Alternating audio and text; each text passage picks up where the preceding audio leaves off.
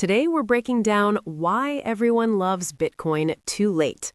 Welcome to Bitcoin Bytes HQ, simple Bitcoin explainers. This is educational content only, not financial advice. Let's go. This topic matters because Bitcoin price movements trigger strong emotional reactions that feel personal. At low prices, many people hear that Bitcoin is a scam or a failed idea. At high prices, those same people often say they wish they'd bought earlier. What's confusing is that Bitcoin itself doesn't change nearly as fast as opinions about it do. You'll often hear a quote from Michael Saylor that captures this behavior well. Everyone gets Bitcoin at the price they deserve. This line is frequently misunderstood. It's not a judgment about intelligence or worth. It's an observation about psychology. People engage with Bitcoin when they feel emotionally ready, not when price is objectively low or high. This phenomenon isn't unique to Bitcoin. The same pattern appears in stocks and real estate.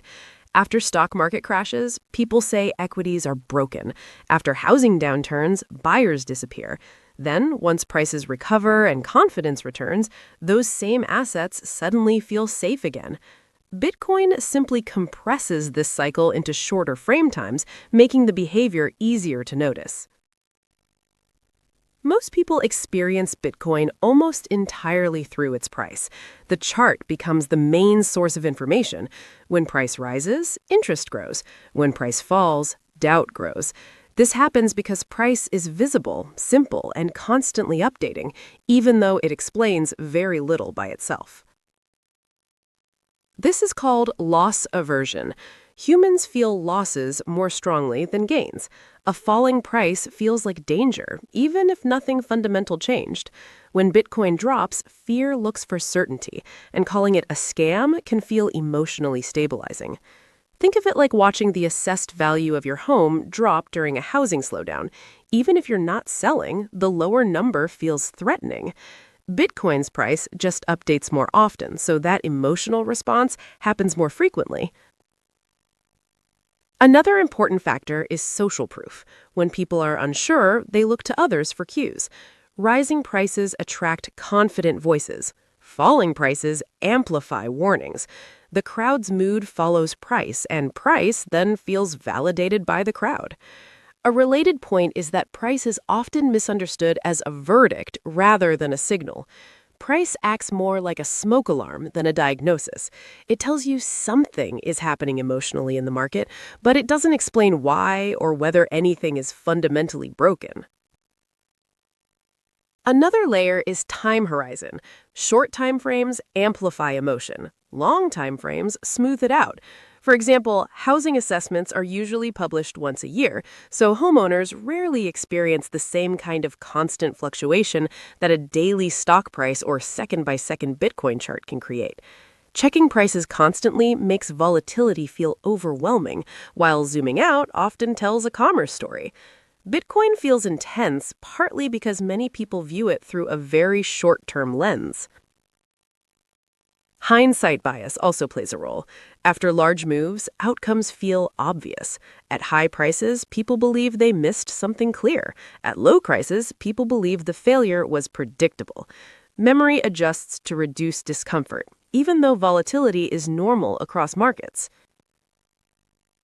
This is why Saylor's quote resonates. People don't usually engage deeply when uncertainty feels high. They engage when uncertainty feels resolved, and that usually happens after price has already moved. With that foundation in place, let's look at where people often get this wrong and how that mindset can change.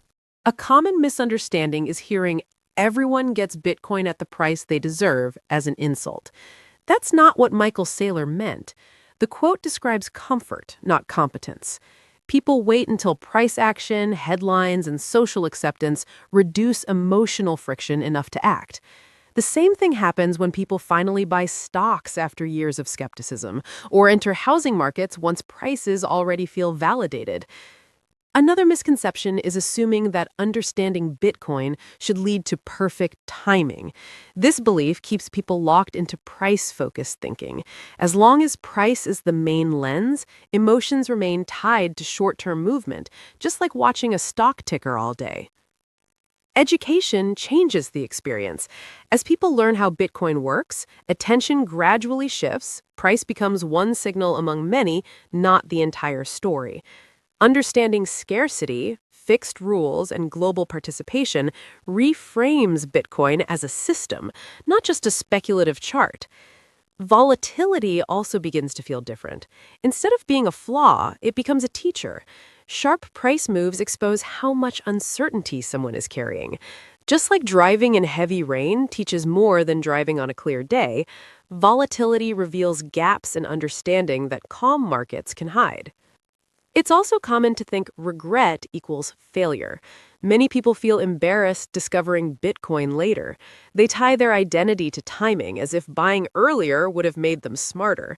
But regret usually appears when price rises faster than understanding.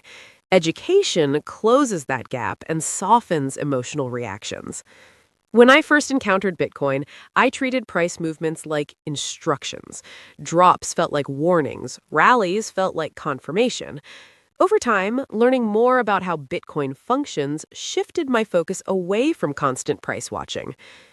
The insight that changed my thinking was realizing that price reflects collective psychology, not truth.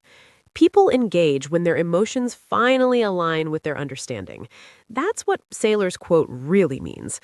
The price you deserve is simply the price where fear quiets enough for curiosity to take over. Let's recap carefully. Bitcoin price psychology repeats because human behavior repeats.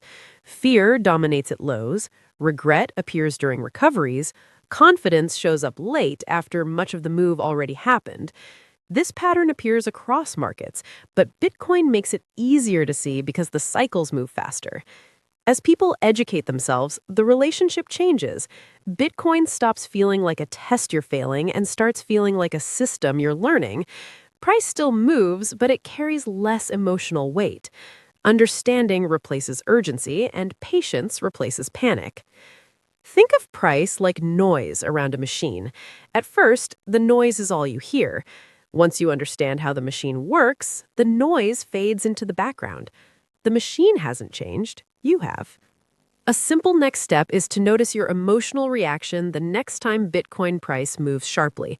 Ask whether that reaction came from fear, from the crowd, or from what you actually understand.